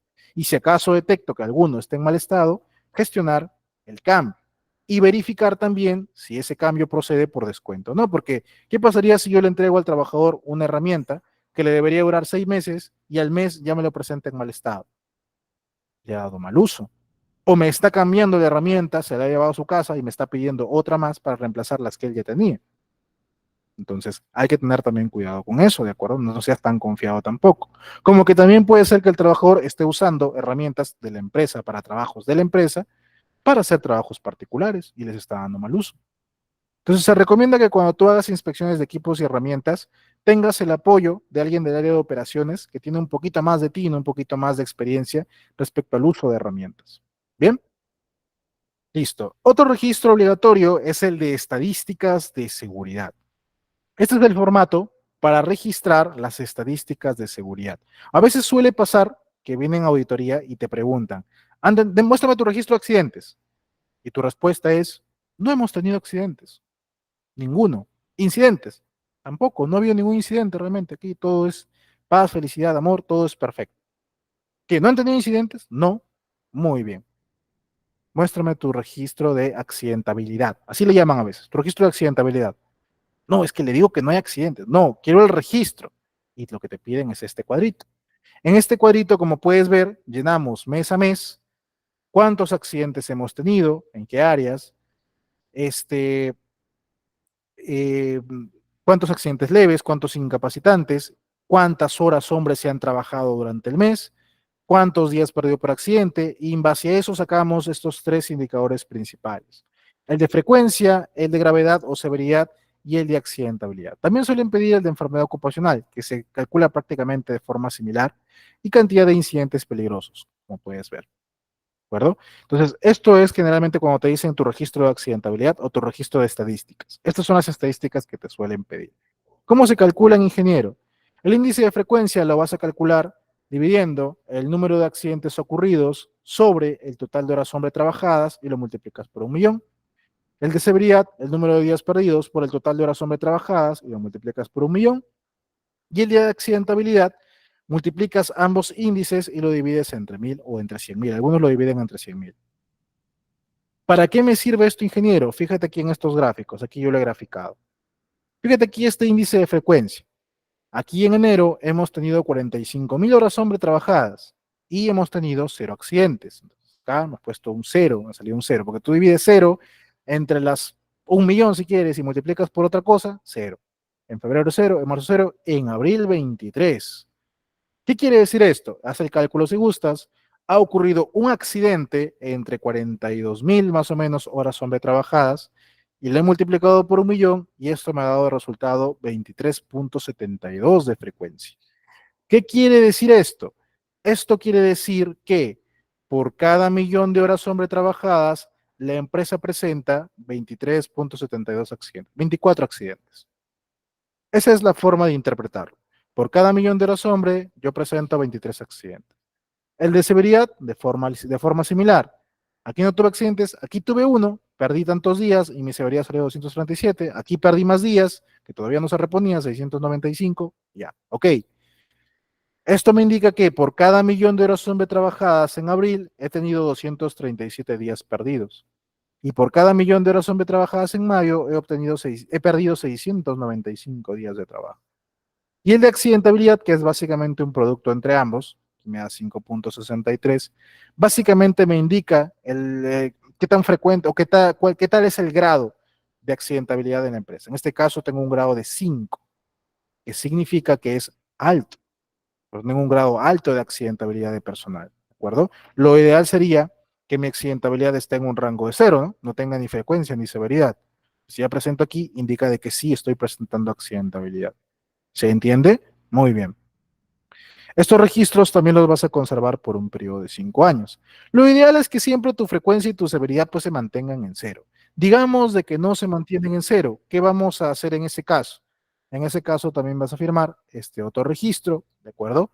Donde vas a describir los resultados, eh, los eventos que se presentaron que ocasionaron las desviaciones y las conclusiones y recomendaciones, ¿de acuerdo? Entonces con eso está cerrando las estadísticas de seguridad. ¿Alguien creo que tiene alguna pregunta? Ok. Ah, ok, Profesor, ¿puede regresar a la diapositiva anterior, por ok. favor? Sí, un momento. Me están preguntando aquí por el tema de responsable de registro también por el chat. Básicamente el responsable de registro va a ser la persona responsable de agendar esta información. Generalmente el responsable de registro viene a ser el supervisor de seguridad o prevencionista de riesgos, que son quienes manejan toda la información y todos los registros. Entonces el registro es básicamente la persona que le está dando conformidad a este formato, a este documento, y se va a encargar de su archivo, de su preservación Y si acaso alguien te lo llega a pedir por una auditoría, responsable de ir y mostrar ese documento. Ese es el responsable de registro, principalmente. Por eso se le coloca su nombre, su cargo, la fecha en que está registrando y la firma. Generalmente las fechas suelen coincidir con la fecha de llenado del documento. ¿Bien? ¿Sí? ¿Alguien más alguna pregunta? La Miguel, anterior, por favor. el anterior también. Ok. ¿Listo? ¿Esta? Sí, profesor, 76. quería que me explique sobre la severidad. ¿La severidad? Ok, Sí, por la favor. severidad básicamente se calcula tomando en cuenta los días perdidos por accidente entre el total de horas hombre trabajadas, multiplicándolo por 1.000.000. Entonces, aquí yo te decía, en abril ocurre un accidente. Vamos a suponer que en abril ocurre un accidente. Vas aquí a abril y digamos que en abril han perdido 10 días. Haces el cálculo y te sale esto. En mayo todavía no se reincorpora y le pones 30 días más de repente que todavía no ha regresado. Entonces esto te da otra severidad. Como que también lo puedes meter todo en el mismo mes, porque al final lo que más te va a importar es también para hacer un muestreo más efectivo es sacarlo por año. ¿Cuántos días se están perdiendo durante el año? ¿Cuánto ha sido tu severidad en el año? ¿Cuánto ha sido tu frecuencia en el año? Y tu accidentabilidad en el año, para poder medirlo año a año. Sino que en el registro te lo piden mes a mes. Ahora, quizás te puedas preguntar, ingeniero, ¿cómo sé cuántos días ha perdido el trabajador? En base a la cantidad de días de descanso que le están proporcionando. Ahora, ¿qué pasaría si el trabajador fallece? En ese caso hay una constante. Generalmente se le suele dar 6.000 días de pérdida por fatalidad, también por incapacidad permanente, realmente se le da también 6.000 días. Para eso hay una tabla, un anexo, está, si no me equivoco, está en uno de los anexos del reglamento de seguridad y salud de la construcción y también está en el de minería. Básicamente manejan los mismos valores casi. Entonces, esa información también te la comparto para que tú para que te puedas guiar de eso y puedas saber qué ponerle si acaso, por ejemplo, te sale un trabajador que ha perdido una oreja, que ha perdido un dedo, que ha sufrido, que ha fallecido de repente, ahí te salen las cantidades exactas por cada uno. ¿Bien? ¿Alguien más alguna pregunta? Miguel nuevamente me pregunta por interpretar los índices. Sí, como les decía, básicamente la frecuencia te indica que por cada 1.000.000 de horas hombre trabajadas me están ocurriendo 23 accidentes. Y la severidad me indica que por cada 1.000.000 de horas hombre trabajadas estoy perdiendo 237 días y 695 días en este otro mes. Eso es lo que principalmente me indica los índices de frecuencia y de severidad. El de accidentabilidad, que es un producto de ambos, básicamente te indica el grado de accidentabilidad que tiene. Esta empresa, por ejemplo, tiene un grado de 5 de accidentabilidad, que significa que es un grado alto, porque la accidentabilidad debería mantenerse en cero, o sea, que no hay accidentabilidad en la empresa. ¿De acuerdo? Bien. ¿Alguien más alguna pregunta? Esto es principalmente para complemento de la ley. Yo la verdad no lo recomiendo mucho para poder hacer la gestión de seguridad como tal, porque no es como que te den muchos datos que te sirvan realmente para una correcta gestión. Sobre todo cuando te quedan todos en cero. Cuando te quedan todos en cero, ¿qué mejora realmente puedes dar? Complicado, pero sí es necesario que los tengas porque la norma te lo pide. ¿De acuerdo? Bien. Antes de quedarnos sin tiempo, porque ya quedan como 10 minutos, vamos a ver los últimos registros. Y el siguiente es el registro de equipos de seguridad o emergencia. Tienen 10. Aquí hay que conservar información documentada de los equipos que le estamos entregando al personal. Uniformes, equipos de protección personal, equipos para prevenir o para protegerse en caso de contingencias, ¿de acuerdo? Hay que asegurarnos que estos EPPs sean idóneos, cumplan con estándares técnicos, si acaso hubiera alguno que le aplique al trabajador o al rubro que estamos, en el que nos estamos desempeñando, y principalmente hay que asegurarse que al trabajador le entregas un EPP que le sea cómodo. Recuerda que el EPP no es para entorpecer su labor, sino que es un medio para protegerlo. Por lo tanto, no debe interferir con sus actividades. Entonces, imagínate que tienes un trabajador que te mide 1,50 m, le entregas un guante y luego te llega un trabajador que te mide 1,90 m y le entregas el mismo tipo de guante. No va a ser cómodo, ¿correcto? Porque uno tiene la mano más grande que el otro, obviamente. Entonces, el EPP tiene que ser adecuado, tiene que ser idóneo, tiene que adaptarse al trabajador, tiene que ser cómodo. Bien, muy importante esto. El registro a presentar es el siguiente, es casi como un CARDEX. Aquí marcamos el tipo de equipo de protección personal o si es equipo de emergencia, cuál es ese equipo, y enlistamos a todos los trabajadores que se les ha entregado ese equipo y cuándo se les ha entregado. Ese es el formato que te da el ministerio. En mi caso, en la empresa donde yo trabajo, lo hacemos distinto. En realidad, en lugar de indicar cuál es el EPP y a quiénes le entregué, lo hacemos al revés. Indicamos al trabajador y enlistamos todo el equipamiento que le hemos entregado y las fechas en que se le ha entregado. Esa es la diferencia que nosotros hacemos y esto nos facilita para poder identificar a qué trabajador, en qué fechas, qué tipo de equipamiento se le ha entregado por cada trabajador. Lo hacemos de forma más sencilla de esta manera. Puedes usar el método que tú creas conveniente, que tú creas más correcto. ¿De acuerdo? Bien. El siguiente registro es el registro de inducción, capacitación, entrenamiento y simulacro. Y aquí vas a usar este formatito que va a ser básicamente tu mejor amigo, el que más vas a usar prácticamente, y es el siguiente. Se usa el mismo formato para cualquiera de los cuatro eventos, ya sea inducción, capacitación, entrenamiento, simulacro. Colocamos el tema, la fecha, el nombre de la persona que capacitó, que obviamente tiene que ser alguien preparado, alguien idóneo para poder darlo, la cantidad de horas y el listado de participantes, ¿no? Con su respectivo DNI, cada uno con su firma y aquí el registro respectivo. Esto también lo vas a conservar por un periodo de 5 años. ¿De acuerdo? Ingeniero, ¿cuánto debe durar mi capacitación? Bueno, vamos a ver uno a uno para que podamos entender las distintas diferencias porque son distintos entre sí. En primer lugar, la inducción. La inducción tiene que hacerse antes que un trabajador inicie las labores con la empresa, ¿de acuerdo? No sería válido que un trabajador ya esté contigo, pasó una semana, pasó un mes y recién le vas a hacer inducción. No vale así. La inducción tiene que ser antes, igual que el examen médico prácticamente, ¿de acuerdo? En esta inducción lo que le vas a dar a conocer al trabajador son los principales riesgos que va a enfrentar como parte de su labor. Básicamente le vas a dar recomendaciones, le vas a mostrar que tiene un RIS, que tiene un hiper, etc. Y se firma, o bien puedes firmar el listadito que te he mostrado, o puedes sacar un formato aparte únicamente para inducción en el cual enlistas los temas que le has hecho conocer. Yo lo hago de esa manera, por ejemplo. ¿De acuerdo? Vas a hacer la inducción a cada trabajador nuevo y le vas a hacer inducción, por ejemplo, si un trabajador va a cambiar de puesto de trabajo, le haces una nueva inducción. Ingeniero, pero sigue siendo trabajador. Sí, pero ahora va a hacer otras funciones y va a desempeñar, va a enfrentar nuevos riesgos. Entonces, una nueva inducción en este caso. Ahora, si este trabajador va a hacer la misma función, pero en otra sede, en otro lugar, yo también te recomendaría que pase una nueva inducción, porque dependiendo el lugar, puede hacer que enfrente otro tipo de peligros y riesgos también en esa zona. Entonces, es mejor que pase una nueva inducción, que nuevamente se le haga una inducción general respecto a esos puntos y de esa manera estemos protegidos también de cualquier evento que pueda ocurrir y el trabajador mismo tome conciencia de los riesgos que va a enfrentar en este nuevo lugar. Así también, como la mente es muy frágil, si bien le has hecho una inducción a todos tus trabajadores cuando ingresaron, pasa el siguiente año y nuevamente hay que hacerles una reinducción a todos. Ahí sí firmas tu lista de asistencia, ¿no? Haces una reinducción a todo el personal y nuevamente les haces las recomendaciones en seguridad. No va a ser cosa que tú digas, no, inducción yo ya hice, hace 4 años le hice a esta persona, ya está inducido, ya tuvo inducción. No, pero hay que volverle a hacer la reinducción, ¿de acuerdo? Muy bien. Y las capacitaciones, no te olvides, tienen que ser orientadas a temas de seguridad, 4 mínimo al año.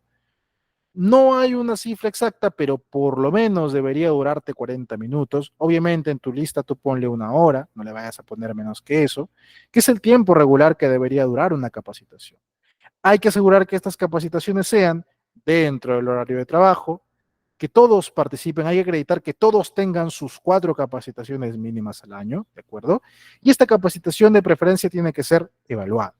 Es mucho más efectivo si elaboras también un informe de capacitación, ¿de acuerdo? En el cual enlistas qué temas tocaste, quiénes participaron, cuándo se hizo, cómo salieron en las pruebas, etcétera, ¿de acuerdo? Y procura ser bastante didáctico con tus capacitaciones, tanto teóricas como también pueden ser un poquito más prácticas. Que sea un ambiente propicio, un ambiente adecuado, proporcionate los medios, hazlos participar a ellos para que ellos mismos entiendan cómo se hace. Entonces, de esa manera ellos van a adquirir mayor conocimiento y van a entender mejor los temas. Hay que capacitarlos constantemente, ¿de acuerdo? Lo puede dictar un personal de la empresa sin ningún problema, pero este personal que lo va a dictar tiene que tener los certificados de que realmente sabe sobre el tema, pues, ¿no? Imagínate a mí, imagínate que yo un día digo, bueno, ¿sabes qué? Yo voy a dictar el curso de primeros auxilios y no tengo un certificado en primeros auxilios. Bueno, sí lo tengo, pero vamos a suponer que no lo tengo. No tengo un certificado para actuar en primeros auxilios. Entonces, ¿cómo así yo voy a dictar de un tema que no tengo conocimiento? ¿De acuerdo? Tendría que llevar un curso, algo, o un tema, o al menos haber sido capacitado en primeros auxilios para poder dictar el tema yo también. ¿Se entiende? Entonces, hay que tener mucho cuidado con esa parte también. Es una gran diferencia que debemos considerar. Así también, tenemos que asegurar que se hace seguimiento a la eficacia de la capacitación. Ese tema también es muy importante. Por otro lado, los entrenamientos son básicamente prácticas. Aquí también están orientadas al tema de prevención, al tema de seguridad, pero principalmente aquí en los entrenamientos son mucho más prácticos y lo que hacemos con los entrenamientos es asegurar que el personal practique sus actividades normales. Digamos, yo tengo trabajadores que hacen labores en altura. Se les hace un entrenamiento porque cotidianamente van a hacer trabajo en altura para que ellos sepan cómo manejar su escalera correctamente, cómo cargarla, cómo colocarla, cómo asegurarla, cómo ascender, qué hacer en caso de que alguno se cayera, etcétera. ¿De acuerdo? Para eso es el entrenamiento. Es muy parecido a la capacitación, pero esto es un tema más práctico y generalmente enfocado a poner en práctica labores cotidianas que un trabajador realiza. Un entrenamiento con soldadura, un entrenamiento con trabajos con tensión, con fuentes de calor, etcétera. Eso es principalmente un entrenamiento. Y también hay que hacerle seguimiento de su eficacia. ¿Qué es el seguimiento de la eficacia, ingeniero? Bueno, básicamente es asegurarme que la capacitación que se ha dictado realmente haya sido efectiva, realmente haya quedado, realmente haya servido. ¿De qué manera podemos hacerlo? Podemos hacerlo a través de 4 niveles según la taxonomía Kirkpatrick. Puedes hacerlo del método que tú quieras, ¿eh? Pero este es uno de los que yo te propongo. Puedes hacer un método de reacción. ¿Qué significa esto? Puedes proporcionarle una encuesta de satisfacción al personal, como que una retroalimentación. Oye, ¿qué te pareció la capacitación? ¿Te gustó o no te gustó? ¿Te parece que lo vas a poder aplicar o no lo puedes aplicar? Mide qué tan satisfecho está el personal con la capacitación. Es un primer filtro, básicamente. Puede ser también a través del aprendizaje, las evaluaciones. Oye, este personal fue capacitado, a ver, examen, ¿cuánto de notas sacaste? ¿Salieron todos aprobados? Perfecto. Puedes hacer un examen diagnóstico antes y un examen diagnóstico después, o solamente un examen después, como tú gustes. Mides el aprendizaje. El comportamiento. ¿Qué tendría que ver esto? Esta es una evaluación que haces tiempo después. Pasa un mes, pasa 2 meses de que hice mi entrenamiento de trabajo en altura. Voy a hacer supervisión. El personal, ¿cómo actúa? ¿Realmente está aplicando lo que se le enseñó en el entrenamiento? ¿O puedo medirlo en base a resultados? Yo tenía un objetivo para dictar este entrenamiento. Digamos que yo estaba detectando unas 10 observaciones por semana de trabajos en altura del personal que estaba actuando mal.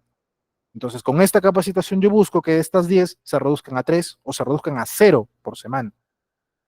Voy a campo y detecto que efectivamente hay una reducción. Ok, correcto, se están cumpliendo mis objetivos. La capacitación ha sido efectiva. Entonces, hay que acreditar que hacemos ese seguimiento de la eficacia de la capacitación. Y por último, el simulacro, que como te decía, no es una capacitación, es básicamente una evaluación. Vamos a evaluar qué tan efectivo es el plan de contingencia. ¿Por qué? Porque en un simulacro tú no vas a empezar a capacitar.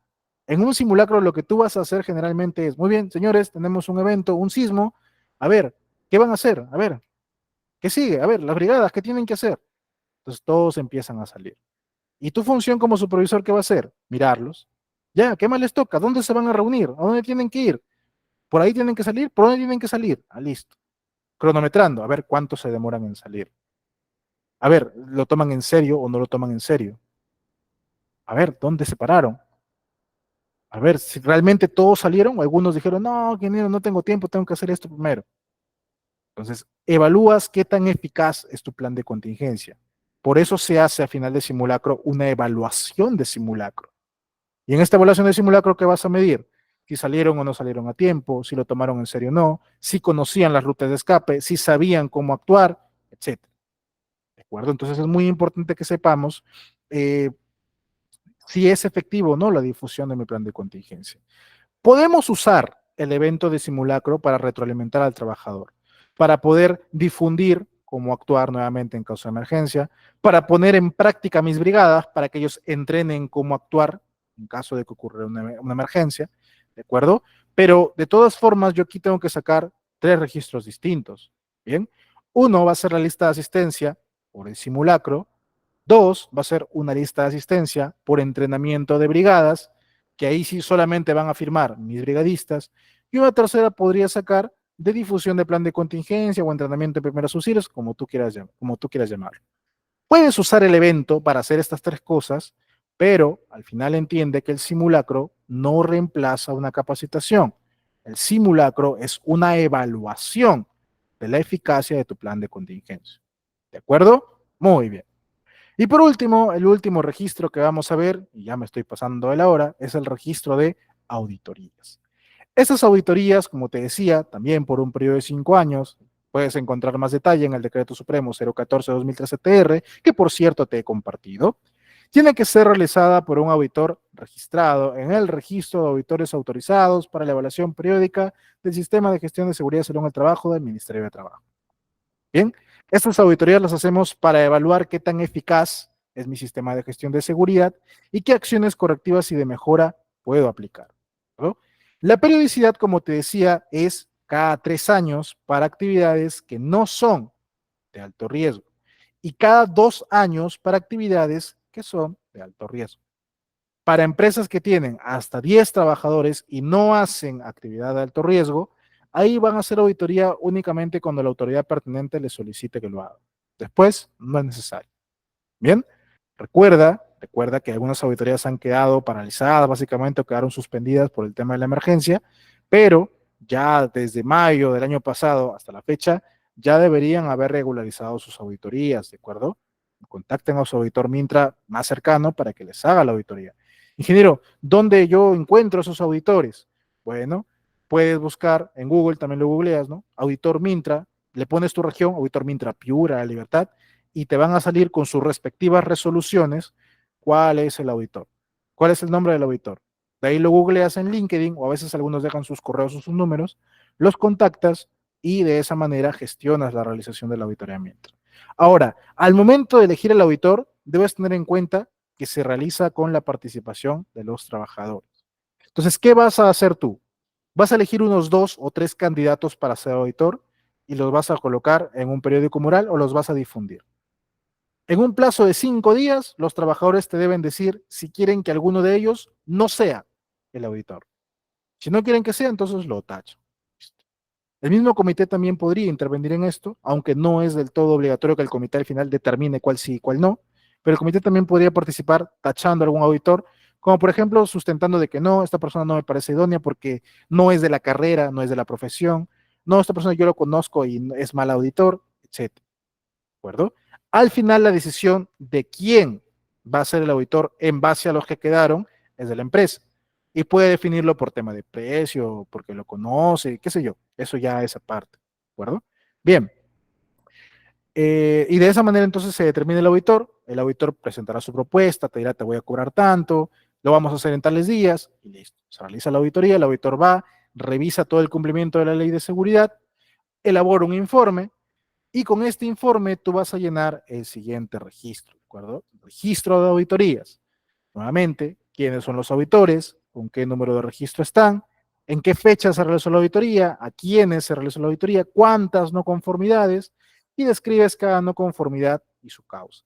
Las medidas correctivas que van a tomar y ya con eso cierras tu registro. Ese es el registro que tú debes contar. ¿De acuerdo? Muy bien. Aquí te estoy dejando, ya para finalizar, un cuadrito resumen de los registros que deben contar, dependiendo si eres micro, pequeña empresa o una empresa más grande, ¿de acuerdo? Entonces, de esa manera también te puedes guiar para saber cuáles son los registros que tú deberías contar. Bien, entonces ahí te dejo ese cuadrito, también está dentro de tus diapositivas. Y ya con eso, ahora sí, estoy cerrando la clase del día de hoy. Quizás he corrido mucho en la última parte, disculpas que no me iba a dar el tiempo, de hecho no me dio el tiempo. De todas formas, si alguien tuviera alguna pregunta, ok, sí, aquí hay unas preguntas. Los temas están en los manuales de seguridad, tiene link de descarga.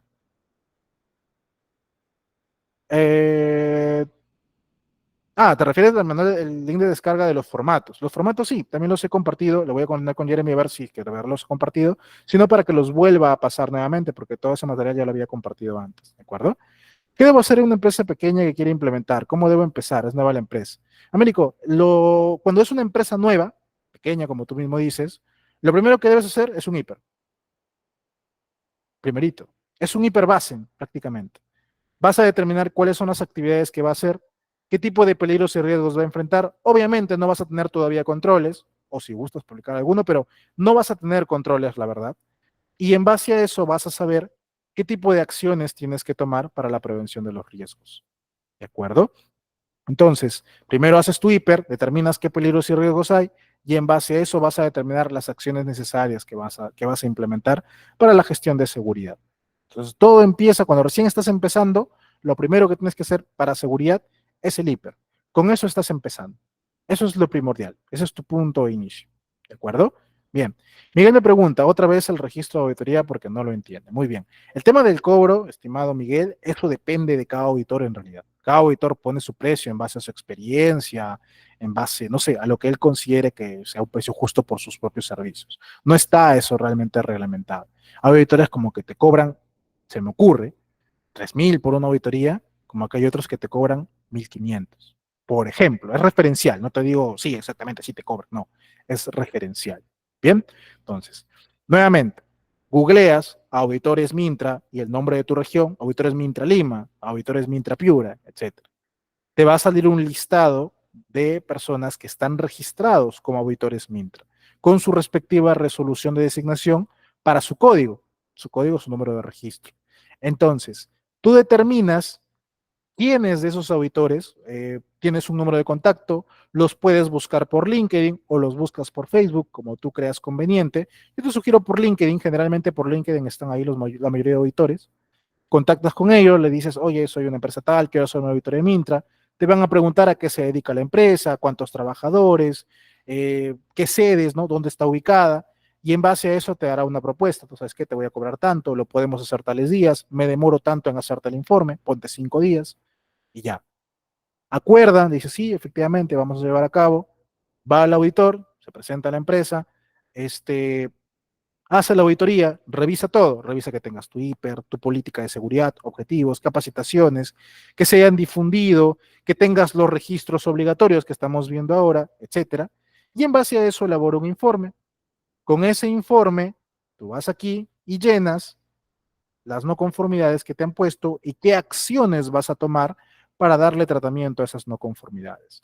Ese es básicamente el proceso de auditoría Mintra. ¿De acuerdo?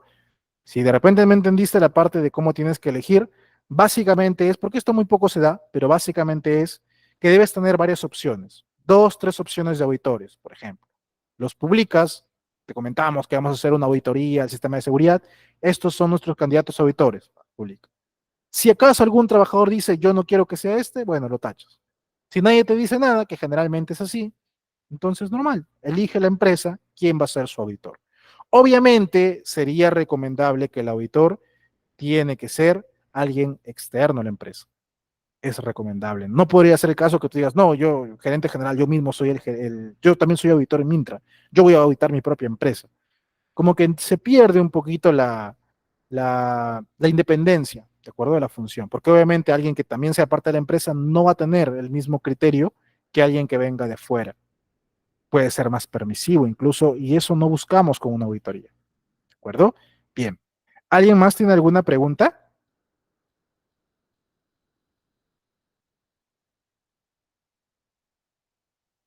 ¿Alguien más tiene alguna pregunta? Yo sé que he corrido mucho, lo siento mucho, es que no me iba a dar el tiempo, no me dio el tiempo de hecho, pero quería tratar de llegar prácticamente a todos los temas que habíamos tocado, que les había prometido. ¿Alguien más tiene alguna pregunta? La siguiente clase vamos a hablar acerca de investigación de accidentes de trabajo, largo y tendido de investigación de accidentes. Ahí te voy a explicar cómo hacer tu investigación y todo lo demás. ¿Bien?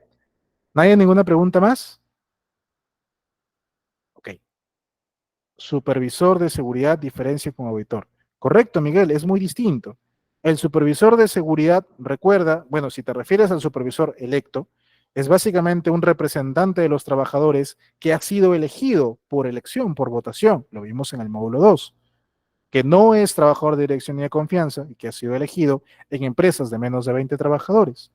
Y el auditor de sistema de gestión de seguridad es básicamente un profesional que está registrado en el MINTRA, cumplió ciertos criterios, se presentó y le aceptaron, y es un auditor registrado en el MINTRA, que es el autorizado, es el llamado a hacer las auditorías a solicitud de una empresa para dar cumplimiento a lo que pide la ley de seguridad.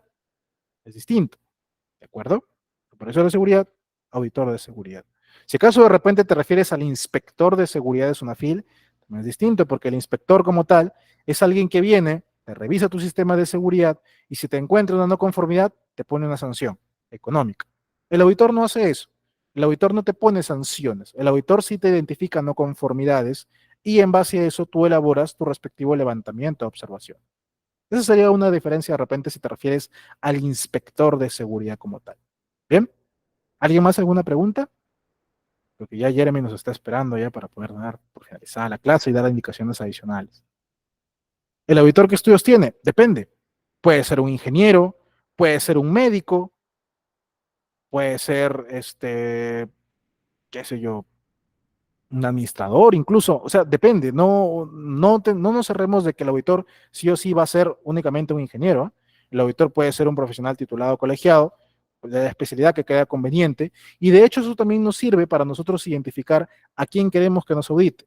Si yo, por ejemplo, soy una empresa del sector construcción, obviamente voy a querer que me audite un ingeniero civil. Si yo soy una empresa del sector hidrocarburos, voy a querer que me audite un ingeniero relacionado a la profesión, ¿no? Un ingeniero de energía, por ejemplo. ¿Entiende? Bien. Ah, ok, Miguel. ¿Qué certificados debe tener? No lo recuerdo ahorita exactamente, pero si no me equivoco, debe contar con su certificado de estudios titulado, no me acuerdo si también colegiado, y también debe acreditar que ha participado por lo menos en 4 auditorías de seguridad. Con eso, y no me acuerdo qué otros requisitos más, la verdad no lo tengo ahorita en claro, no lo recuerdo bien la vez pasada, lo revisé, pero no lo recuerdo ahorita. Hay unos 2 o 3 requisitos, si no me equivoco, que te pide el Ministerio de Trabajo.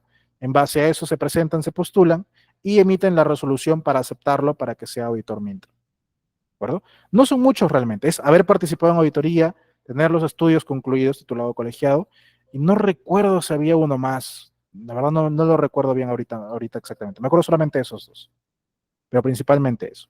¿Bien? Ok, si alguien más, vamos a buscar, ¿por qué no? Requisitos, auditor, Mintra. Sí, aquí está, copia simple de DNI, copia ficha del RUC, ¿qué más? Está, copia simple de recibo de luz y agua, copia del título profesional, habilitado por el colegio profesional, tu CV, que tengas, aquí está, la experiencia no menor a 5 años en tu profesión, eh, certificados de que acredite que has participado en auditorías no menores a 4 años, de los cuales 2 tienen que haber sido en gestión de seguridad, y ya con la copia certificada de la autoridad competente que acredite la aprobación de algún curso de SIG y documentación adicional que demuestre la participación y aprobación de cursos de especialización en posgrado o diplomados. Te lo dejo aquí en enlace por si tienes más interés, ¿de acuerdo? Aquí está. Te dejo este enlace por si alguno tiene más interés también en saber los requisitos, los estoy compartiendo aquí.